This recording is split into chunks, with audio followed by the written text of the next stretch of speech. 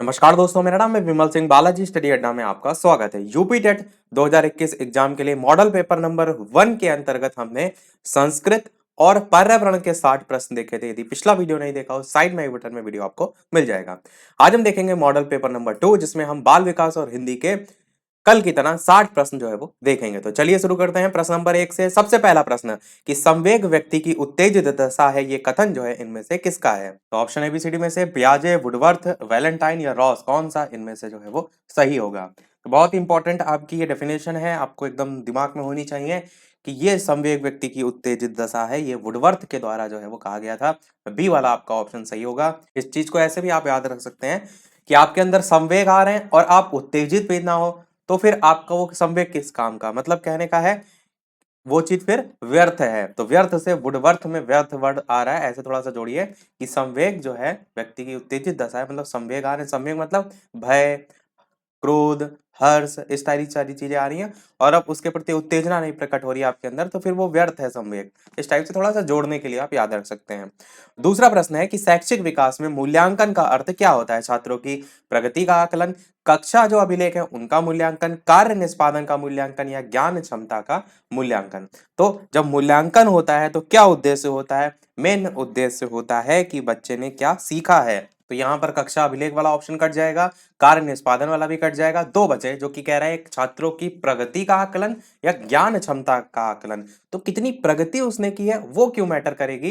Actual में तो आप बच्चे को चेक कर रहे हैं, तो उसकी ज्ञान क्षमता का मूल्यांकन आपका ऑप्शन बिल्कुल सही होगा। तीसरा प्रश्न है पूर्वाग्रही किशोर किशोरी अपनी किसके प्रति कठोर होंगे? समस्या के प्रति, जीवन शैली के प्रति, संप्रत्यय के प्रति या फिर वास्तविकता के प्रति? बताइए इनमें से कौन सा जो है वो सही होगा। आंसर की बात करते हैं इन चारों ऑप्शन में से, तो अपनी समस्याओं के प्रति जो है वो कठोर होंगे, ए वाला सही होगा। लैंगिक पूर्वाग्रह वर्ड आपने सीटेट में अगर पढ़ा होगा, क्या होता है जब किसी चीज के, वस्तु के विषय में या किसी कोई भी एक बात है उसके विषय में हम पहले से एक एजम्पशन बना लेते हैं कि वो ऐसा ही होगा, जरूरी नहीं कि वो वैसा हो। जैसे हम कह सकते हैं कि लड़कियों की गणित कमजोर होती, तो ऐसा नहीं कि उनकी कमजोर होती है, एक एजम्पशन बना होता है, तो वो होता है लैंगिक पूर्वाग्रह। यहाँ पर पूर्वाग्रही किशोर किशोरी के संदर्भ में पूछा गया, तो अपनी समस्याओं के प्रति जो है वो कठोर होंगे। चौथा प्रश्न है कि संज्ञानात्मक विकास के 4 चरणों डैश संवेदी पेशी है, पूर्व संक्रियात्मक, स्थूल संक्रियात्मक और औपचारिक संक्रियात्मक की पहचान जो है वो की गई, किसके द्वारा की गई? हिलगार्ड, स्टॉट, हरलॉक या पियाजे? तो जिन्होंने ये 4 अवस्थाएं दी उन्हीं के द्वारा की गई। तो ये जो चारों अवस्थाएं हैं ये किसके द्वारा दी गई हैं? तो जीन पियाजे जी के द्वारा दी गई हैं। बस डी वाला आपका ऑप्शन बिल्कुल जो है यहाँ पर सही होगा। जीन पियाजे एक स्विस मनोवैज्ञानिक थे, इसको भी ध्यान रखिएगा। पांचवा प्रश्न है कि कौन से अच्छे गुण हैं जो मानसिक स्वास्थ्य के नहीं हैं? नियमित जीवन, संवेगात्मक परिपक्वता, आत्मविश्वास, सहनशीलता या बहुत विनीत, स्वयं में सीमित, वास्तविकता की स्वीकृति, स्वमूल्यांकन की योग्यता। मतलब ये गुणों की बात की गई है जो कि अच्छे मानसिक स्वास्थ्य के नहीं है। तो आप क्या कहेंगे? अच्छा मानसिक स्वास्थ्य अगर चाहिए तो नियमित जीवन तो होना चाहिए, संवेगात्मक परिपक्वता भी होनी चाहिए, तो ये तो अच्छे गुण के अंतर्गत आएंगे। आत्मविश्वास, सहनशीलता बहुत ही ज्यादा जरूरी है अच्छे गुणों के लिए। बहुत विनीत और स्वयं में सीमित ही रहना, ये आपका किसी भी प्रकार से मानसिक स्वास्थ्य के लिए नहीं है, तो बस यही आपका अच्छे मानसिक स्वास्थ्य के लिए गुण नहीं आएगा। बाकी वास्तविकता की स्वीकृति होनी चाहिए, स्व मूल्यांकन की योग्यता होनी चाहिए, ये भी आपका जो है गुण में आ जाएगा। तो आंसर यहाँ पर सी वाला ऑप्शन बिल्कुल सही होगा। छठा प्रश्न कह रहा है अधिगम क्षमता निम्नलिखित में से किससे प्रभावित नहीं होती है? आनुवांशिकता से, या फिर वातावरण से, या फिर प्रशिक्षण शिक्षण से, या फिर राष्ट्रीयता से? तो सबसे ज्यादा आनुवांशिकता और वातावरण जो है अधिगम क्षमता को प्रभावित करता है। वैसे तो ये 50-50% करता है, पर अगर बहुत से मनोवैज्ञानिक हैं उनके अकॉर्डिंग बात की जाए तो वातावरण ज्यादा प्रभावित करता है कंपैरिजन अनुवांशिकता के। यदि आपको इन दोनों में से कोई एक चूज करना हो, वैसे तो दोनों ही 50-50% यानी आधा आधा आप कह सकते हैं प्रभावित करते हैं। प्रशिक्षण और शिक्षण भी अधिगम क्षमता को प्रभावित करता है। कैसे? अगर आप ज्यादा से ज्यादा किसी चीज के संदर्भ में ट्रेनिंग ले रहे हैं, प्रशिक्षण प्राप्त कर रहे हैं, आपको और ज्यादा शिक्षण प्रदान किया जा रहा है, बेहतर तरीके से प्रदान किया जा रहा है, तो आप और अच्छे तरीके से अधिगम होगा, आपका अधिगम क्षमता का विकास होगा, तो ये भी प्रभावित करता है। परंतु राष्ट्रीयता किसी भी प्रकार से प्रभावित नहीं करती है, और प्रश्न में यही पूछा गया था कि कौन प्रभावित नहीं होती है, तो राष्ट्रीयता के कारण आपका यहाँ पर सही होगा। सातवां प्रश्न कह रहा है कौन सा अधिगम मनोवैज्ञानिक है जिसने बाल अधिगम विकास में पुरस्कार को महत्व जो है वो नहीं दिया है? चार ऑप्शन है, थांडाइक, पावलव, स्किनर या गुथरी। बहुत पूछा जाता है ये भी क्वेश्चन, पुरस्कार को किसने महत्व इनमें से जो है वो नहीं दिया है। तो थांडाइक हो गए, पावलव हो गए, स्किनर हो गए, इन्होंने बहुत से प्रयोग किए हैं, उसके माध्यम से सिद्ध भी किया है कि पुरस्कार बाल विकास अधिगम में महत्व रखता है। क्या करता है, वो आपको मोटिवेट करता है चीजों को करने के लिए, परंतु जो गुथरी थे उन्होंने महत्व नहीं दिया है। आंसर डी वाला आपका ऑप्शन सही होगा। आठवां प्रश्न कह रहा है इनमें से किस एक से शिशु के अधिगम को सहायता जो है वो नहीं मिलती है, अनुकरण, अभिप्रेरणा, स्कूल का बस्ता या पुरस्कार। तो किससे जो है शिशु के अधिगम को सहायता नहीं मिलती है? आंसर की बात करते हैं तो स्कूल का जो बस्ता होता है ना, बस्ते से हम कैसे सीख सकते हैं, अधिगम वो कहाँ से सहायक होगा, जबकि मोटिवेशन तो बहुत हेल्पफुल होता है, अनुकरण से तो बच्चा सीखता ही है, और पुरस्कार उसको और ज्यादा अभिप्रेरित करता है। नवा प्रश्न कह रहा है स्व केंद्रित अवस्था होती है बालक के जन्म से 2 वर्ष, 3 से 6 वर्ष, 7 से किशोरावस्था या किशोरावस्था में। बताइए इनमें से कौन सा सही होगा। आंसर की बात करते हैं तो 3 से 6 वर्ष की जो अवस्था होती है इसे हम कह सकते हैं स्व केंद्रण की अवस्था, स्व केंद्रित अवस्था। बालक अपने जो सुख होते हैं उनकी प्राप्ति के लिए तत्पर रहता है, इसीलिए इसे स्व केंद्रित अवस्था के नाम से भी जाना जाता है। 10वां प्रश्न कह रहा है कि माँ बाप के साय से बाहर निकलकर अपने साथी बालकों की संगत को पसंद करना संबंधित किससे होता है, किशोरावस्था से, पूर्व किशोरावस्था से, उत्तर बाल्यावस्था से या फिर शैशवावस्था से। तो बताइए इनमें से कौन सा जो है वो सही होगा। आंसर की बात करते हैं ऑप्शन एबीसीडी में से, तो पूर्व किशोरा अवस्था आपका ऑप्शन यहाँ पर जो है वो सही होगा। माँ बाप के साय से बाहर निकलकर अपने साथी बालकों में जब बच्चा मिलने लगता है तब वो जो अवस्था होती है वो कहलाती है पूर्व किशोरा अवस्था की। ये जो अवस्था होती है आप देखते हैं बालक जो है माँ बाप या घर की जगह बाहर जो दोस्तों की संगत होती है उनको उनमें रहना ज्यादा पसंद करते हैं, तो ये आपका होगा। और टोटल जो किशोर अवस्था होती है वो होती है 12 से 18 या 13 से 18। उसमें स्टार्टिंग के जो 3 साल होते हैं वो पूर्व किशोर अवस्था में रखे जाते हैं, परंतु कुछ मनोवैज्ञानिक जो है उन्होंने 9 से 12 को भी बोला है पूर्व किशोर अवस्था में। पर मैक्सिमम आपको ऐसे डिवीजन करना है, जैसे कि अगर शैशवावस्था है जन्म से 6, तो उसी में ही जो शुरुआत के जो 3 साल है वो आपके हो जाएंगे पूर्व शैशवावस्था, और बाद के 3 साल जो है वो पूर्व के बाद क्या आता है, उत्तर आता है, तो उत्तर शैशवावस्था। अगला प्रश्न 11 है सीखने का प्राथमिक मूलभूत नियम किससे संबंधित होता है, अभ्यास कार्य से, परिणाम की अपेक्षा से, प्रशंसा से या फिर तत्परता से। तो बताइए इनमें से कौन सा जो है वो सही होगा। आंसर की बात करते हैं ऑप्शन एबीसीडी में, तो तत्परता आपका जो है वो सही होगा। प्राथमिक नियम के अंतर्गत 3 नियम आते हैं, अभ्यास का नियम, तत्परता का नियम और आपका प्रभाव का नियम। तो वही यहाँ पर पूछा गया था, प्राथमिक मूलभूत नियम जो है तत्परता से संबंधित है। जब आप किसी चीज के लिए तत्पर होते हैं तभी सीखने में और ज्यादा आपका मन लगेगा, और उस कार्य को करने में जब आप तत्पर होंगे तो अन्य कार्यों की तुलना में उसमें आपको सेटिस्फैक्शन भी ज्यादा होगा। 12 प्रश्न है मानसिक परिपक्वता की ऊंचाइयों को छूने के लिए प्रयत्नरत रहना संबंधित है किशोरावस्था से, प्रौढ़ावस्था से, पूर्व बाल्यावस्था से या फिर उत्तर बाल्यावस्था से। बताइए इनमें से कौन सा सही होगा। आंसर की बात करते हैं तो जब मानसिक परिपक्वता की बात हो, जब एकदम जो है आपके अंदर मैच्योरनेस आ जाती है, तो कौन से लेवल पे आती है, क्या आप बाल्यावस्था में ही मैच्योर हो जाते हैं? नहीं, प्रौढ़ावस्था जो है वो बहुत बाद का समय होता है, तब तो आपका दिमाग भी बूढ़ा धीरे धीरे होने लगता है। किशोरावस्था का जो समय है वो मानसिक परिपक्वता की ऊंचाइयों को छूने के लिए प्रयत्नरत रहना संबंधित है, तो आपका ऑप्शन किशोरावस्था यहाँ पर सही होगा। 13 प्रश्न आपका कह रहा है सीखने की प्रक्रिया को प्रभावित करने वाले कारक में जो है वो कौन सा आता है, अनुकरण, प्रशंसा और निंदा, प्रतियोगिता या फिर ये सभी। सीखने की प्रक्रिया को प्रभावित कौन कौन करता है, तो बताइए। आंसर की बात करते हैं तो आपका प्रतियोगिता भी प्रभावित करती है, प्रशंसा और निंदा भी प्रभावित करती है, किसी ना किसी रूप में प्रभावित अवश्य करती है, चाहे वो निंदा निगेटिव सेंस में ही करे। अनुकरण भी आपका प्रभावित करेगा, तो डी वाला ही ऑप्शन ये सभी यहाँ पर सही होगा। वैसे अगर इनको डिवीजन किया जाए सीखने की प्रक्रिया में प्रभावित करने वाले कारकों को, तो पहला कारक होता है शारीरिक कारक, फिर आपका होता है मनोवैज्ञानिक या मानसिक कहते हैं, फिर आपका होता है पर्यावरणीय कारक, और एक होता है आपका निर्देशों की पद्धति। अगला है 14 प्रश्न बालकों के सीखने में जो प्रेरणा है उसको किस रूप में उपयोगी माना जाता है, बालक की वैयक्तिकता का आदर, पुरस्कार और दंड, प्रशंसा और भर्त्सना या फिर सभी। तो बालकों के सीखने में प्रेरणा को किस रूप में उपयोगी माना जाता है। आंसर की बात करते हैं तो आप क्या कहेंगे, बालक की जो वैयक्तिकता है उसका आदर भी उसमें आएगा, पुरस्कार और दंड भी आपका सीखने में प्रेरणा को आप उपयोगी मान सकते हैं। पुरस्कार से भी बच्चा प्रभावित होता है और दंड से भी प्रभावित होता है।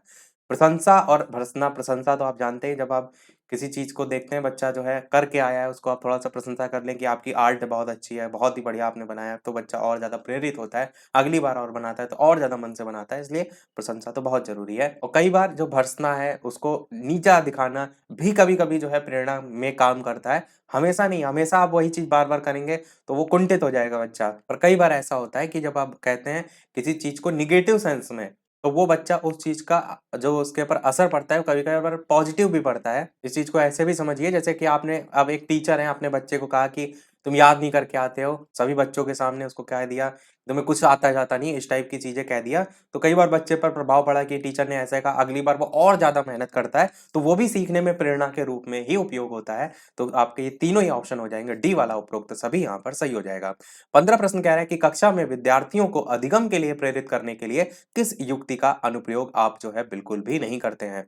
छात्रों में स्वास्थ्य प्रतिस्पर्धा स्थापित करना, या फिर उन्हें आत्मगौरव की अनुभूति जो है वो कराना, उनकी अत्यधिक प्रशंसा करना, या गतिविधि आधारित शिक्षण अधिगम विधियों का अनुप्रयोग करना। पूछा क्या गया है कि विद्यार्थियों को आप सिखाना चाहते हैं, उसके लिए प्रेरित करना चाहते हैं, तो आप क्या इनमें से नहीं करेंगे? तो देखिए, प्रतिस्पर्धा बहुत ज़रूरी है। आप कॉम्पिटिशन जब क्रिएट करते हैं, तो बच्चा कॉम्पिटिशन में देखता है कि अरे फलाना बच्चा बहुत पढ़ रहा है, या उसका दोस्त है, उसके अच्छे नंबर आ गए, तो वो बहुत ज़रूरी है प्रेरित करने के लिए। आत्मगौरव की अनुभूति कराना भी बहुत ज़रूरी है, पर बहुत ज़्यादा जब आप प्रशंसा करने लगते हैं ना, ये फिर नेगेटिव सेंस में भी आ जाता है, इसलिए अत्यधिक प्रशंसा करना आपका अनुप्रयोग आप नहीं करेंगे। यही आंसर सही होगा। और गतिविधि आधारित तो शिक्षण अधिगम बहुत ही ज़्यादा ज़रूरी है।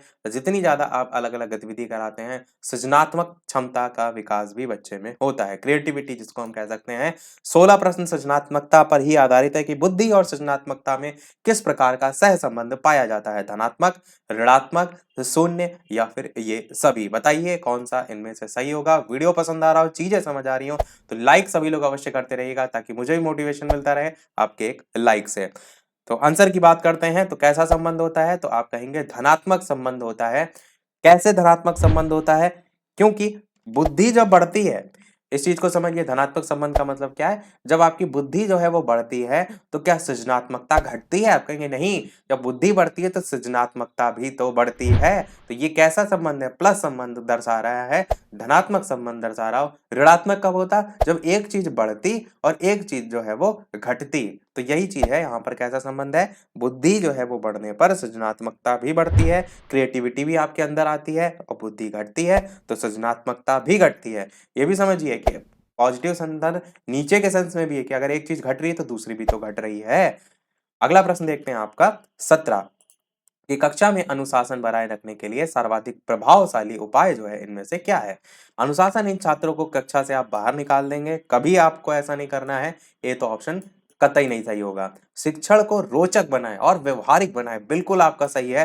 छात्र जो है उनके अभिभावकों को सूचित कराना, तो छात्रों के अभिभावक को अगर आप सूचित करा रहे हैं, तो आप क्या कर रहे हैं? तो ये काम भी आप नहीं करेंगे। अनुशासन इन छात्रों की विशिष्ट सुविधाएं आप देंगे, तो समावेशी शिक्षा ये कभी नहीं कहती है कि आप बच्चों को बाँट दें, डिवीज़न कर दें। आपको सबको एक समान लेकर चलना पड़ता है। डी ऑप्शन भी कट जाएगा, बचा बी वाला ऑप्शन, यही बिल्कुल सही हो जाएगा।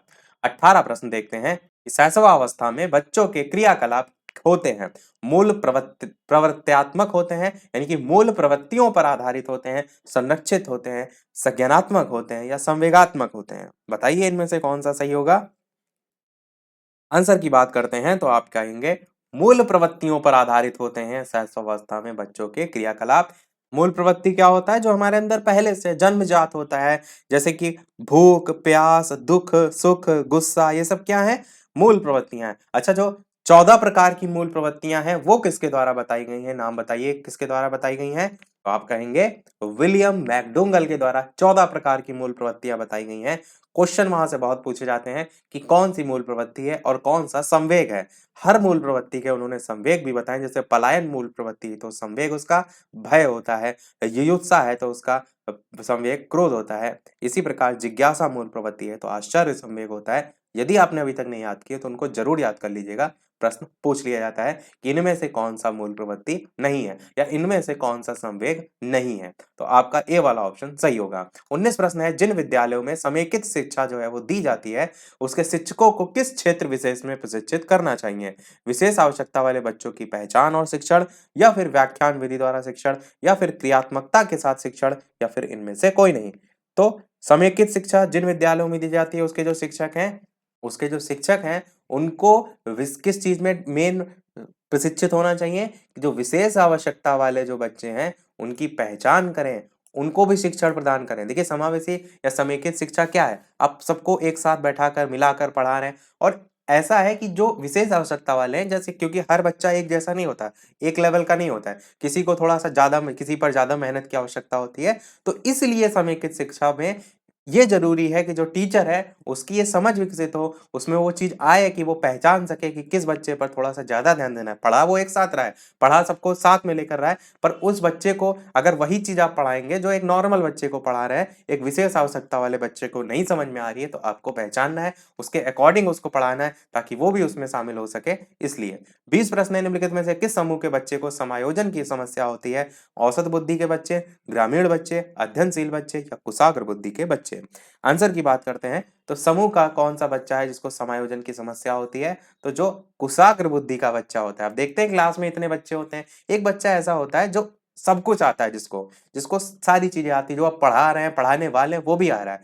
अब जब आप उसे पढ़ा रहे हैं, आप पढ़ाएंगे बच्चों के लेवल का, और वो बहुत ज्यादा कुशाग्र है, तो उसको क्या लगेगा कि अरे ये तो हमको आता ही है, टाइम वेस्ट हो रहा है हमारा, कि ये सर क्या पढ़ा रहे हैं। तो उसको जो है समायोजन की समस्या होती है। औसत बुद्धि का बच्चे को कोई फर्क ही नहीं पड़ता, ग्रामीण बच्चे सीखने के लिए आते हैं, अध्ययनशील बच्चे से फर्क नहीं है, कुशाग्र बुद्धि जो बच्चा होता है उसको समायोजन की समस्या होती है। 21 प्रश्न कह रहा है, किसी शिक्षक को यदि यह लगता है कि उसका एक विद्यार्थी जो पहले विषय वस्तु को भली प्रकार सीख रहा था उसमें आ गई है स्थिरता, तो शिक्षक को इसे सीखने की प्रक्रिया की स्वाभाविक स्थिति मानना चाहिए, विषय को स्पष्टता जो है उसे बढ़ाना चाहिए, या फिर विद्यार्थी को प्रेरित करना चाहिए, या फिर उपचारात्मक शिक्षण जो है वो करना चाहिए। तो बताइए, यदि शिक्षक को लगता है कि उसका एक विद्यार्थी जो पहले विषय वस्तु को भली प्रकार सीख रहा था, अब उसमें स्थिरता आ गई है, तो अब शिक्षक को क्या करना चाहिए? आंसर की बात करते हैं इन चारों ऑप्शन में से, तो सीखने की जो प्रक्रिया है उसकी स्वाभाविक स्थिति जो है वो मानना चाहिए। क्योंकि ऐसा होता है ना कि आप हमेशा एक लेवल से नहीं सीखते हैं, सीखने की गति तीव्र होती है, कभी मंद होती है। तो विद्यार्थी में अगर सीखने में स्थिरता आ गई है तो आप इसे क्या कहेंगे कि ये एक स्वाभाविक स्थिति हो गई है।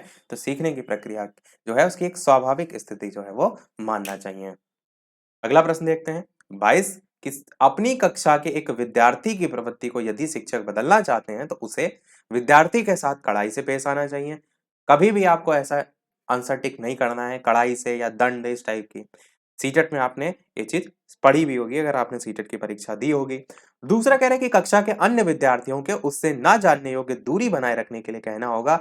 बिल्कुल, आप कोई भी निगेटिव थॉट को आंसर कभी नहीं मानेंगे। एक चीज हमेशा जरूर ध्यान रखिएगा, निगेटिव थॉट आंसर तब हो सकता है जब प्रश्न में क्या लगा हो, नहीं लगा हो कि इनमें से कौन सा सही नहीं है। सी कह रहा है उसके समूह के सभी सदस्यों की प्रवृत्ति बदलनी होगी। अब ये ऑप्शन आपका हो सकता है सही हो। चौथा कह रहा है विद्यार्थियों को पढ़ने के लिए ही आप प्रेरित करेंगे। अब इन दोनों में से बताइए कौन सा सही होगा। प्रश्न को एक बार फिर से पढ़ लीजिए कि अपनी कक्षा के एक विद्यार्थी की जो प्रवृत्ति है उसको यदि आप शिक्षक बदलना चाहते हैं, प्रवृत्ति को बदलना चाहते हैं, तो प्रवृत्ति को अगर आप पढ़ने के लिए प्रेरित करेंगे तो क्या उसके बच्चे की प्रवृत्ति बदल जाएगी? जैसे कि कोई बच्चा शरारती है, तो उसकी जो शरारत है क्या वो पढ़ाई से कम हो जाएगी? क्या वो पढ़ने से, उसको पढ़ाने का लेवल आप बढ़ाएंगे तो कम हो जाएगी? बिल्कुल नहीं होगी। उसकी प्रवृत्ति कब बदलेगी? उसकी जब संगत बदलेगी। जैसे बच्चा एक बहुत शरारती होता है तो क्या करते हैं, उसको वहां से उठा के आप दूसरी जगह बैठा देते हैं जहां पर उसके आसपास की संगत जो है सीधे बच्चे हों। तो वही यहाँ पर बोलने की बात की गई है कि उसके समूह के जो सभी सदस्य हैं उनकी प्रवृत्ति अगर आप बदल देंगे तो उस बच्चे की भी प्रवृत्ति बदल जाएगी। तो वही है यहाँ पर कहने का मतलब। तो सी वाला ऑप्शन बिल्कुल यहाँ पर सही होगा।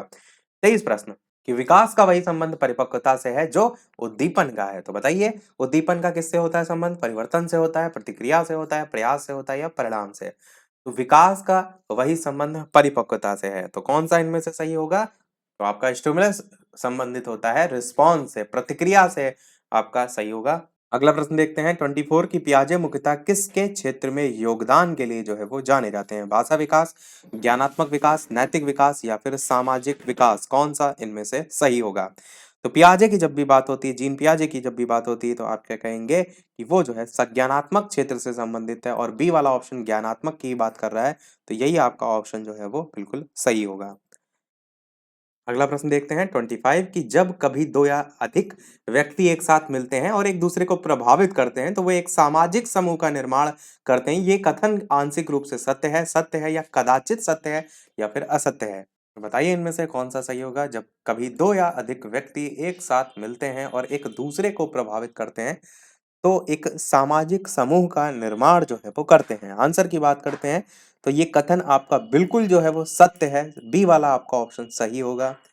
26 प्रश्न कह रहा है कि जो शिक्षण प्रक्रिया होती है उसमें निम्नलिखित में से किसका भली प्रकार ध्यान रखना चाहिए। पहला कह रहा है विद्यार्थियों की सक्रिय सहभागिता का, दूसरा है अनुशासन और नियमित उपस्थिति का, तीसरा कह रहा है गृह कार्य की जांच में लगन, और चौथा कह रहा है विषय वस्तु का कठिनाई स्तर। तो शिक्षण प्रक्रिया में किसका भली भांति ध्यान रखना चाहिए। आंसर की बात करते हैं इन चारों ऑप्शन में से, तो विद्यार्थियों की सक्रिय सहभागिता है कि नहीं, ये ध्यान रखना चाहिए। यही आपका सबसे इंपॉर्टेंट है, क्योंकि अगर बच्चा ही नहीं जो है आपका उसमें अपना इन्वॉल्वमेंट दिखा रहा है, उसी का मन नहीं लग रहा है, तो फिर आप कितना भी अच्छा पढ़ा लें, बच्चा नहीं समझ पाएगा। 27 प्रश्न है निम्नलिखित व्यक्तियों में से कौन अपने बच्चों को आंतरिक प्रेरणा जो है वो दे रहा है। ए ऑप्शन कह रहा है फादर रॉबर्ट अपनी कक्षा के उन बच्चों को चॉकलेट देते हैं जो अच्छा व्यवहार करते हैं। पूछा क्या गया, इस चीज को समझिए। आंतरिक प्रेरणा कौन दे रहा है। आंतरिक मतलब इंटरनल मोटिवेशन की बात की गई है। एक बाह्य प्रेरणा होती है जो बाहर से देते हैं, जैसे कि आप क्या कहते हैं कि लो भैया पुरस्कार, तो बच्चा प्रेरित हो गया, ये बाहर से दिया जा रहा है। एक आंतरिक प्रेरणा होती है जो आपके अंदर से उठती है कि यार फलाने का हो गया, यार मुझे अच्छा नहीं लग रहा है और मुझे भी मेहनत करनी है, तो आपके अंदर से वो मोटिवेशन आ रहा है, किसी कारण से नहीं आ रहा है या किसी ने आपको समझाया नहीं है। तो वही एक ऑप्शन कह रहा है कि फादर रॉबर्ट अपनी कक्षा के उन बच्चों को चॉकलेट देते हैं जो अच्छा व्यवहार करते हैं। दूसरा कह रहा है अगली कक्षा में कक्षोन्नति पाने पर नंद कुमार अपने पुत्र को कहानी की पुस्तकें देते हैं। तीसरा कह रहा है अपने पुत्र के जन्मदिन पर गिरिजेश कुमार दावत देते हैं। और चौथा कह रहा है कि विज्ञान विषयों में सर्वोच्च अंक पाने पर राकेश कुमार अपने पुत्र की प्रशंसा करते हैं। तो इन चारों ऑप्शन में से कौन सा आंतरिक प्रेरणा में आएगा। अब देखिए जो चॉकलेट देना है ये तो सीधे कट जाएगा। कच्छोनदी पाने पर नंद कुमार अपने पुत्र को कहानी की पुस्तकें दे रहे हैं, ये भी जो पुस्तक देना है ये भी आपका एक बाह्य प्रेरणा में ही आएगा। गिरिजेश कुमार दावत दे रहे हैं, ये भी आपका जो है किसी भी प्रकार से इंटरनल मोटिवेशन में नहीं आएगा। परंतु जो प्रशंसा की जा रही है विज्ञान विषयों में सर्वोच्च अंक पाने पर राकेश कुमार अपने पुत्र की, ये जो है वो आपका आता है किसके संदर्भ में, बिल्कुल आंतरिक प्रेरणा के संदर्भ में। क्योंकि ये क्या कर रहा है, जो प्रशंसा करता है ना, आपकी जैसे प्रशंसा हो जाए तो आप आंतरिक से प्रेरित हो जाते हैं कि अब अगली बार हम और डबल मेहनत करेंगे। चलिए देखते हैं हमारा अगला प्रश्न, डी वाला आंसर हो जाएगा। 28 प्रश्न है बच्चों के सामाजिक विकास में किसका विशेष महत्व होता है। खेल का होता है, बाल साहित्य का होता है, दिनचर्या का होता है या संचार माध्यम का होता है। कौन सा इनमें से सही होगा। सामाजिक विकास की जब बात होती है तो हम कहेंगे जो खेल माध्यम है ये आपका बिल्कुल सही होगा। बाल साहित्य नहीं होगा, दिनचर्या से तो मतलब ही नहीं है, संचार माध्यम से मतलब ही नहीं है।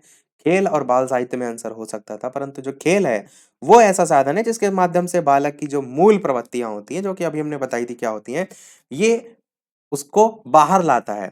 तो वो सामाजिक विकास की दिशा में आप कह सकते हैं एक मार्ग जो है वो मिलता है। सेकंड लास्ट प्रश्न है 29, 30 प्रश्न आते हैं टोटल। उसके बाद हम देखेंगे हिंदी के प्रश्न कि भाटिया बैटरी का प्रयोग निम्न में से जो है किसके परीक्षण के लिए किया जाता है। व्यक्तित्व के परीक्षण के लिए, बुद्धि परीक्षण के लिए, सृजनात्मकता के लिए या अभिवृत्ति के लिए। बताइए कौन सा सही होगा। भाटिया बैटरी का प्रयोग इनमें से किसके परीक्षण के लिए किया जाता है। आंसर की बात करते हैं तो बुद्धि परीक्षण के लिए किया जाता है भाटिया बैटरी का प्रयोग। निर्माण इसका किसने किया था, तो सी एम भाटिया ने किया था, और इसी के नाम पर भाटिया नाम इसका रखा गया है। कब किया था, 1955 में जो है किया था। सन भी जरूर ध्यान रखिएगा। अगला और इस वीडियो का लास्ट प्रश्न है 30। लास्ट में अपना स्कोर अवश्य बताइएगा। टोटल 60 में से कितने प्रश्न है, टोटल 60 कराएंगे ना, अभी हम 30 और देखेंगे। तो 30 प्रश्न कह रहा है कोहलबर्ग का विकास सिद्धांत किससे संबंधित है। भाषा विकास, संज्ञानात्मक, नैतिक या सामाजिक। ध्यान रखिएगा प्रश्न में कोहलर पूछा गया है या कोहलबर्ग पूछा गया है। कई बार इस छोटी सी गलती को लोग ध्यान नहीं देते हैं, गलत कर देते हैं। कोहलबर्ग जो है इन्होंने दिया था नैतिक विकास का सिद्धांत, ये आपका जो है बिल्कुल सही होगा। और इन्होंने पियाजे का जो सिद्धांत था उसको परिवर्तित भी किया था, परिष्कृत भी किया था, ये भी आप कह सकते हैं। और इसमें आपको 3 स्तर देखने को मिलते हैं और उसमें भी अलग-अलग अवस्थाएँ बटी हुई हैं। एक होता है प्री कन्वेंशनल, एक होता है कन्वेंशनल और एक होता है आपका पोस्ट कन्वेंशनल। बाकी हिंदी में अलग नाम होते हैं। अब हम बढ़ते हैं हिंदी के प्रश्नों की तरफ। टोटल 30 प्रश्न देखेंगे। वीडियो को शेयर भी ज़रूर करते रहिएगा ताकि और लोग भी जुड़ते रहें, और लोग तक वीडियो पहुँचते रहे और नए लोग जो आ रहे हैं वीडियो को लाइक भी जरूर करते रहिएगा यदि आपको वीडियो पसंद आ रहा हो। 31 प्रश्न, कपटी मित्र के लिए सही मुहावरा क्या है? दांत काटी रोटी, आस्तीन का सांप, अक्ल की दुम या आबनूस का कुंदा। ये जो वीडियो आप देख रहे हैं ये दोपहर के 3 बजे देख रहे हैं और इसके और जो पोर्शन है वो हम शाम के 8 बजे वाले में जो है वो देखते हैं। तो 4 ऑप्शन में से आंसर की बात करते हैं। कपटी मित्र हम कहते हैं आस्तीन का सांप, बी वाला ऑप्शन आपका यहाँ पर बिल्कुल सही होगा। अगला है इंद्रियों को जीतने वाले के लिए एक शब्द क्या होता है? दूरदर्शी होता है, दत्त चित्त होता है, कुशाग्र बुद्धि होता है या जितेंद्रिय होता है। बताइए इनमें से कौन सा जो है वो सही होगा। आंसर की बात करते हैं तो आपका ऑप्शन जितेंद्रिय सही होगा। जितेंद्रिय कहते हैं इंद्रियों को जीतने वाले के लिए। 33 प्रश्न है, पवन का संधि विच्छेद क्या होगा? पा प्लस अवन, पा प्लस वन, पौ प्लस अन या पौ प्लस अन, कौन सा इनमें से सही होगा? आंसर की बात करते हैं तो पवन जो है इसमें आप जब संधि विच्छेद करते हैं तो पौ प्लस अन होता है। यहाँ पर एक मात्रा है, यहाँ पर दो मात्रा है, यहाँ पर पौ प्लस अन होगा। सी वाला आपका ऑप्शन। अगर यहाँ पर पूछा जाता कौन सी संधि है तो आप क्या कहते हैं? यहाँ पर अयादि संधि है। ओ प्लस आ मिलकर क्या बनाता है? तो अव और आ बनाता है, तो आपकी अयादि संधि है। 34 प्रश्न है, पुनर्जन्म का संधि विच्छेद क्या होगा? पुनर प्लस जन्म, पुनः प्लस नरजन्म, पुनः प्लस जन्म या पुनर प्लस आजन्म, कौन सा इनमें से सही होगा? आंसर की बात करते हैं तो सी वाला पुनः प्लस जन्म आपका सही हो जाएगा। कौन सी संधि है? विसर्ग संधि है। क्लियर आपको यहाँ से दिख रहा है। 35 प्रश्न है, इत्यादि शब्द में कौन सी संधि है? यण संधि है, वृद्धि संधि है, गुण संधि है या फिर दीर्घ संधि है। तो इत्यादि का ई के बाद कोई स्वर आता है तो ई के स्थान पर क्या हो जाता है? या हो जाता है। और संधि कौन सी है यहाँ पर? यण संधि है। तो आपका ऑप्शन यहाँ पर कौन सा सही होगा? ए वाला जो है वो सही होगा। अच्छा, यण संधि का संस्कृत में क्या सूत्र होता है? इको यणची होता है। उससे भी आप इसको याद रख सकते हैं। तो आपका ऑप्शन ए वाला सही होगा। 36 प्रश्न है, नाक रगड़ना का अर्थ क्या होता है? नाक में चोट लगना, इज्जत देना, दीनता पूर्वक प्रार्थना करना या चापलूसी करना। अब देखिए, नाक रगड़ना का चोट लगना तो बिल्कुल नहीं होगा। इज्जत देना तो आप कहेंगे जस्ट अपोजिट हो जाएगा। अब दीनता पूर्वक प्रार्थना करेंगे या चापलूसी करेंगे, इन दोनों में आप कंफ्यूज हो सकते हैं। तो बताइए कौन सा इनमें से सही होगा। आंसर की बात करते हैं तो नाक रगड़ना होता है दीनता पूर्वक प्रार्थना करना। क्योंकि देखने में आपको डी वाला भी ऑप्शन सही लग रहा है कि चापलूसी करना मतलब होता है नाक रगड़ना, तो इस छोटी सी चीज को ध्यान रखिएगा। खुशामद करना जिसको हम कहते हैं, विनती करना जिसको हम कहते हैं, दीनता पूर्वक प्रार्थना करना जिसको हम कहते हैं, वो सब क्या होता है? नाक रगड़ना होता है। 37 प्रश्न है, उन्मूलन का विलोम शब्द क्या है? उत्थान है, उत्कर्ष है, रोपण है या अवनति है। उन्मूलन के अर्थ से आप इसको समझ सकते हैं। उन्मूलन मतलब होता है किसी चीज को जड़ से उखाड़ देना। हम कहते हैं ना कि जैसे पेड़ पौधों में आप समझते हैं, पेड़ पौधों के लिए एक वर्ड यूज किया जाता है। जब पेड़ लगाए जाते हैं तो कहते हैं कि पौधा रोपण हुआ। आपने वर्ड सुना है क्या? आप बोलते हैं पौधा रोपण हुआ। और रोपण किसके संदर्भ में बोला जाता है? जब पौधे लगाए जाते हैं। पर यहाँ पर उन्मूलन की बात की गई, उखाड़ने की बात की गई, तो उखाड़ने का विलोम क्या होगा? लगाना होगा। तो यहाँ पर इन चारों में से कौन सा सही होगा? तो रोपण आपका सही होगा। सी वाला ऑप्शन सही होगा। कई बार ऐसी सरल सी चीजें जो है वो गलत हो जाती हैं, तो ध्यान रखिएगा। अगला प्रश्न देखते हैं 38 की, महावीर प्रसाद द्विवेदी ने आदिकाल को क्या संज्ञा जो है वो दी है? चारण काल, आदिकाल, वीर काल या बीज वपन काल, कौन सा इनमें से जो है वो सही होगा? आंसर की बात करते हैं ऑप्शन एबीसीडी में से, तो बीज वपन काल की संज्ञा दी है। बेहद ही महत्वपूर्ण प्रश्न है। इस टाइप के प्रश्न, साहित्य पर बेस्ड प्रश्न, मैंने आपको एक वीडियो में बताए थे कि काफी पूछे गए थे, पूछे जब भी जा सकते हैं, तो ध्यान रखिएगा। अगला देखते हैं आपका 39, अति सुधौ स्नेह को मार्ग है, ये किसकी पंक्ति है? चार ऑप्शन है, आलम, बोधा, ठाकुर या घनानंद। अति सुधौ स्नेह को मार्ग है, किसकी जो है वो पंक्ति है? आंसर की बात करते हैं इन चार ऑप्शन में से, तो ये घनानंद जी की जो है वो पंक्ति है। डी वाला आपका ऑप्शन जो है सही होगा। अच्छा, ऊपर वाले जो प्रश्न में हमने देखे थे नाम, थोड़ा सा इसमें और भी देख लेते हैं जहां से क्वेश्चन जो है वो पूछे जाते हैं। जैसे कि यहाँ पर बीज वपन काल जो है महावीर प्रसाद द्विवेदी ने जो है वो दिया था, ऐसे ही आदिकाल जो है किसने नाम दिया था? तो ये हजारी प्रसाद द्विवेदी जी ने दिया था। किसने दिया था? हजारी प्रसाद द्विवेदी जी ने। अगर आपसे चारण काल पूछा गया तो ये किसने दिया था? ये डॉक्टर राम कुमार वर्मा जो है उन्होंने दिया था। और वीर काल को वीर गाथा काल भी कहते हैं, बेहद ही महत्वपूर्ण है। ये दिया था आचार्य रामचंद्र शुक्ल ने। तो ये भी जो है वो ध्यान रखिएगा, आचार्य रामचंद्र शुक्ल ने। चलिए वापस से लौटते हैं हमारे प्रश्न 40 पर। कालिंदी का पर्यायवाची जो है वो क्या है? ए ऑप्शन है सरस्वती, बी ऑप्शन है लक्ष्मी, सी ऑप्शन है गंगा और डी ऑप्शन है यमुना। तो बताइए इनमें से कौन सा जो है वो सही होगा। आंसर की बात करते हैं ऑप्शन एबीसीडी में से, तो आपका ऑप्शन डी वाला यानी कि यमुना जो है वो सही होगा। कालिंदी का पर्यायवाची क्या होता है? यमुना होता है। 41 प्रश्न है, आधुनिक हिंदी साहित्य की पहली जो आत्मकथा है उसके लेखक जो है वो कौन माने जाते हैं? बाबू श्याम सुंदर दास, देवेंद्र सत्यार्थी, हरिश्चंद्र राय बच्चन, हरिवंश राय बच्चन या जयशंकर प्रसाद। तो आधुनिक हिंदी साहित्य की पहली आत्मकथा के लेखक जो है वो कौन माने जाते हैं, ये आपसे पूछा गया है। आंसर की बात करते हैं इन चारों ऑप्शन में से, तो आप क्या कहेंगे? आंसर की बात करते हैं इन चारों ऑप्शन में से, तो आप कहेंगे हरिवंश राय बच्चन आपका बिल्कुल सही होगा। प्रश्न ये भी पूछा जाता है कि उनकी जो आत्मकथा है, यानी आधुनिक हिंदी साहित्य की पहली आत्मकथा है, उसका नाम क्या है? तो उसका नाम है क्या भूलूं क्या याद करूं। तो ये भी आप ध्यान रखिएगा, क्या भूलूं क्या याद करूं, ये आपकी आधुनिक हिंदी साहित्य की पहली आत्मकथा जो है वो है। किसके द्वारा ये रचित है? हरिवंश राय बच्चन। अच्छा, प्रश्न में आधुनिक ना वर्ड लगा होता तब आपसे पूछा गया होता हिंदी साहित्य की पहली आत्मकथा के लेखक कौन है, तब आपका नाम क्या होता है, या पहले कौन सी है आत्मकथा? तो अर्ध कथानक है। इसको भी रट लीजिएगा, इंपॉर्टेंट है कि जब वर्ड में प्रश्न में आपसे आधुनिक वर्ड ना लगाओ, पूछा गया हो हिंदी साहित्य की पहली आत्मकथा, तो अर्ध कथानक है। अब अर्ध कथानक की रचना किसने की? उनका नाम क्या है? तो बनारसी दास जैन है। इस चीज को भी ध्यान रखिएगा, बनारसी दास जैन जो है उनके द्वारा हिंदी साहित्य की पहली आत्मकथा, जिसका नाम है अर्ध कथानक, उसकी रचना की गई थी। 42 प्रश्न है, कार्य के आरंभ में ही विघ्न पड़ना, ये किस मुहावरे का अर्थ है? सिर मारना, सिर पर सेहरा बंधा होना, सिर मुड़ाते ही ओले पड़ना या सिर पर शैतान सवार होना। कौन सा इनमें से सही होगा? आंसर की बात करते हैं। आंसर की बात करते हैं इन चारों ऑप्शन में से कौन सा सही होगा। तो सिर मुड़ाते ही ओले पड़ना आपका सही होगा। इसे कहते हैं कार्य के आरंभ में ही जो है वो विघ्न पड़ना। अगला प्रश्न 43 है कि किस कवियों को कवियों का कवि कहा जाता है? धर्मवीर भारती, शमशेर बहादुर सिंह, रघुवीर सहाय या सर्वेश्वर दयाल सक्सेना। बताइए इनमें से कौन सा जो है वो सही होगा। आंसर की बात करते हैं इन चार ऑप्शन में से, तो शमशेर बहादुर सिंह जो है, नाम में ही बहादुर है, कवियों का कवि कहा जाता है। इनकी रचनाएं क्या है? इनकी रचनाएं हैं दूसरा सप्तक। कुछ कविताएं नाम से भी हैं इनकी, कुछ और कविताएं नाम से भी हैं इनकी, रचनाएं ये सभी इनके ही हैं। अगला 44 प्रश्न है कि दशरथ सत सुत तिहु लोक बखाना, राम नाम का मर्म है आना। तो ये जो रचनाकार है, किस रचनाकार की जो है वो पंक्तियां हैं? तो आंसर की बात करते हैं, तुलसीदास, कबीर, केशवदास या सूरदास में। तो कबीर आपका जो है ऑप्शन बी वाला जो है बिल्कुल सही हो जाएगा। 45 प्रश्न है कि हिंदी का पहला पत्र जो है वो कौन सा है? उदंत मार्तंड, इतिहास, तिमिर नाशक या बनारस अखबार या फिर हरिश्चंद्र मैगजीन। तो हिंदी का पहला पत्र महत्वपूर्ण प्रश्न है, बताइए इनमें से कौन सा जो है वो सही होगा।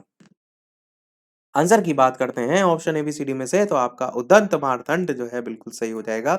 हिंदी का पहला पत्र जो है ये है। अगला प्रश्न देखते हैं आपका 46 की चिंतामणि किसका निबंध संग्रह है? बाल मुकुंद गुप्त, हजारी प्रसाद द्विवेदी, रामचंद्र शुक्ल या फिर श्याम सुंदर दास। महत्वपूर्ण रचना है। चिंतामणि किसका निबंध संग्रह है? बताइए इनमें से कौन सा सही होगा। आंसर की बात करते हैं ऑप्शन एबीसीडी में से, तो आचार्य रामचंद्र शुक्ल जो है इनका निबंध संग्रह है और 3 भागों में जो है ये संकलित है चिंतामणि। अगला प्रश्न देखते हैं 47 कि काशी नागरी प्रचारणी सभा की स्थापना जो है वो किस वर्ष जो है वो हुई? ये भी इंपॉर्टेंट क्वेश्चन है आपका। 1893 ईस्वी, 1900 ईस्वी, 1903 ईस्वी, 1905 ईस्वी। बताइए इनमें से कौन सा सही होगा। काशी नागरी प्रचारणी सभा जो है उसकी स्थापना जो है वो किस वर्ष हुई? तो आंसर की बात करते हैं ऑप्शन एबीसीडी में से, तो आपका ए वाला ऑप्शन 1893 जो है वो सही होगा।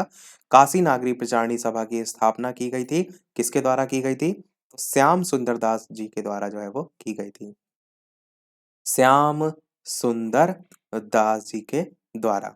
सन जरूर याद रखिएगा क्योंकि इस पर बेस्ड जो 2020 वाला जो पेपर हुआ था उसमें क्वेश्चन भी जो है वो आया था। 48 प्रश्न है, प्रेम सागर किसकी जो है वो रचना है? मुंशी सदा सुखलाल की है, सदल मिश्र की है, लल्लू लाल जी की है या राम प्रसाद निरंजनी की है? प्रेम सागर किसकी जो है वो रचना है? आंसर की बात करते हैं तो इसमें सी वाला ऑप्शन सही होगा। प्रेम सागर लल्लू लाल जी की जो है वो रचना है और 14 रचनाएं जो है इनकी रचनाएं 14 बताई गई जिसमें प्रेम सागर जो है सबसे प्रमुख है। 49 प्रश्न है, व्युत्पत्ति के आधार पर संज्ञा के कितने भेद होते हैं? 3, 4, 5 या फिर 6? आंसर की बात करते हैं ऑप्शन एबीसीडी में से तो टोटल आपके 5 ही जो है वो भेद होते हैं और वो व्युत्पत्ति के आधार पर ही होते हैं। तो कौन कौन से हैं ये 5 भेद? तो आपका होता है व्यक्तिवाचक, दूसरा भाववाचक, तीसरा जातिवाचक, चौथा द्रव्यवाचक और पांचवा समूहवाचक जिसको हम समुदायवाचक भी कहते हैं। 50 प्रश्न है, हिंदी के शब्दों का लिंग निर्धारण किसके आधार पर होता है? प्रत्यय के आधार पर, संज्ञा के आधार पर, क्रिया के आधार पर या सर्वनाम के आधार पर? तो बताइए कौन सा सही होगा। तो हिंदी के शब्दों में जो लिंग निर्धारण होता है वो होता है आपका क्रिया के आधार पर। सी वाला ऑप्शन सही होगा। कैसे? जैसे मैं जा रहा हूं तो ये आपका क्या है? पुल्लिंग है और क्रिया में ही अगर आप बदल दें कि मैं जा रही हूं तो क्या हो जाएगा? स्त्रीलिंग हो जाएगा। तो लिंग निर्धारण किस पर बेस्ड है? क्रिया पर आधारित है। यही आपका सही होगा। अगला प्रश्न पूछा गया है कि कारक के कितने भेद जो है वो होते हैं? 7, 8, 9 या फिर 10? तो बेहद ही आसान सा प्रश्न है। 7, 8, 9, 10 में से आंसर की बात करते हैं तो टोटल आपके 8 भेद होते हैं। कर्ता, कर्म, करण, संप्रदान, अपादान, संबंध, अधिकरण और लास्ट में संबोधन।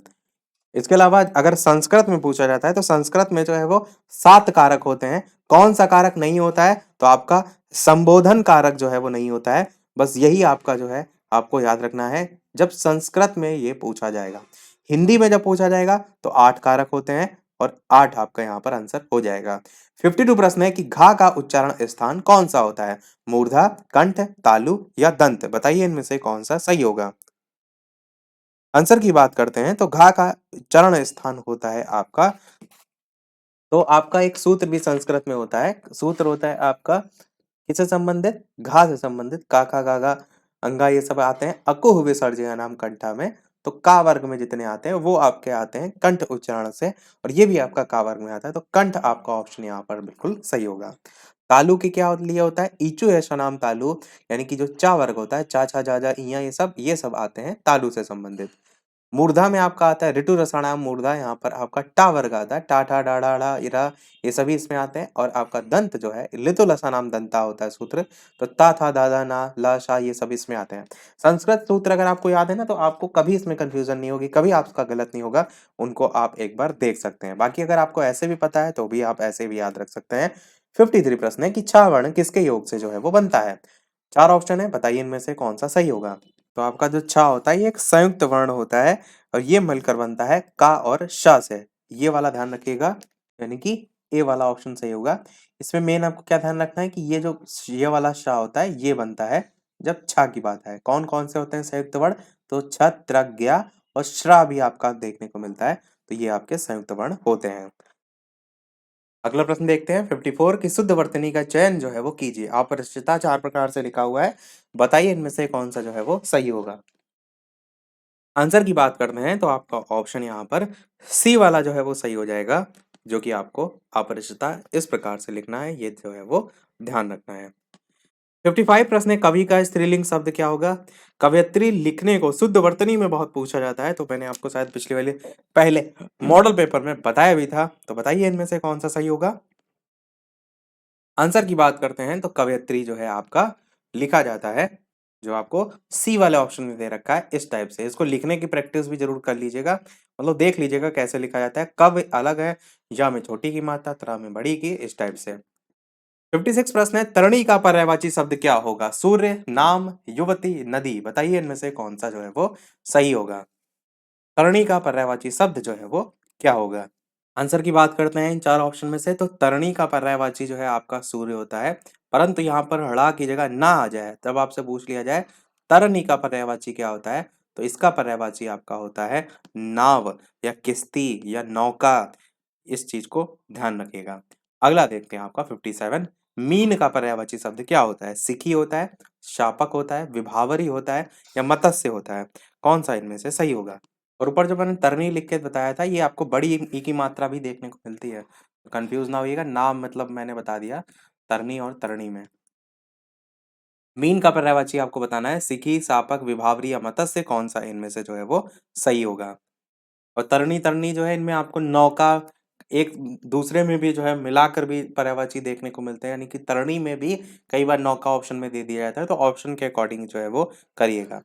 इसमें से आंसर की बात करते हैं तो आपका ऑप्शन मत्स्य जो है वो सही होगा। मीन का पर्यायवाची होता है मत्स्य। 58 प्रश्न है, दिए गए शब्दों में भिन्न अर्थ वाला शब्द कौन सा है? आत्मजा है, नंदिनी है, भार्या है या कन्या है? बताइए इनमें से कौन सा जो है वो सही होगा। आंसर की बात करते हैं तो आपका इन चार ऑप्शन में से सी वाला जो कि भार्या लिखा हुआ है, ये जो है वो सही होगा। भार्या जो है ये आपका पत्नी जो है उसका पर्यायवाची होता है, और बाकी सभी जो है आत्मजा, नंदिनी और कन्या ये सभी पुत्री के पर्यायवाची जो है वो होते हैं। प्रश्न में भिन्न पूछा गया था, तो सी वाला आपका यहाँ पर भिन्न हो जाएगा। सेकंड लास्ट प्रश्न है इस वीडियो का, अनुपम का पर्यायवाची शब्द होगा स्वर्गीय, लौकिक, पार्थिव या अद्वितीय। तो बताइए कौन सा सही होगा। आंसर की बात करते हैं तो अनुपम का पर्यायवाची होता है अद्वितीय है, तो डी वाला आपका ऑप्शन जो है वो सही हो जाएगा। देखते हैं हमारा अगला और इस वीडियो का लास्ट प्रश्न। इसके बाद एक प्रश्न हम आपसे भी पूछेंगे, जैसे कि सभी वीडियो में हम आपसे एक ना एक प्रश्न पूछते हैं। तो उस प्रश्न को देखने से पहले वीडियो अभी तक आपने लाइक ना किया हो, सभी लोग वीडियो को लाइक भी करते रहिएगा। चैनल पर नए हो सब्सक्राइब करके भी जुड़ जाएगा, और टेलीग्राम चैनल से अभी तक ना जुड़े हो, लिंक आपको डिस्क्रिप्शन में मिल जाएगी। बालाजी स्टडी अड्डा सर्च करके भी जुड़ सकते हैं। इसी के जो और प्रश्न है वो हम शाम के 8 बजे जो है वाली क्लास में पर्यावरण, संस्कृत वो सभी देखेंगे। 60 प्रश्न आपका है, कान का कच्चा होने का अर्थ जो है वो क्या है? कम सुनना, सुनी बात पर विश्वास करना, दूसरों की बात मानना या कान का कमजोर होना। तो कौन सा इनमें से सही होगा? कान का कच्चा होने का अर्थ होता है कि सुनी हुई जो बात है उनको जल्दी विश्वास कर लेना। बी वाला आपका ऑप्शन सही होगा। तो चलिए आप देख लेते हैं वो प्रश्न, जैसे कि सभी वीडियो में हम आपसे एक ना एक प्रश्न पूछते हैं। तो ये है आपका इस वीडियो का प्रश्न, जिसका आंसर वीडियो के मेन कमेंट में टाइप करके आपको बताना है कि वायुमंडल की सबसे ठंडी परत जो है वो कौन सी है। ए ऑप्शन है तापमंडल, बी ऑप्शन है मध्य मंडल, सी ऑप्शन है क्षोभ मंडल और डी ऑप्शन है आयन मंडल।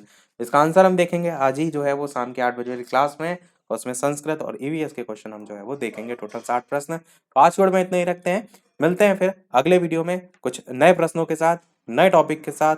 तब तक के लिए नमस्कार, जय हिंद।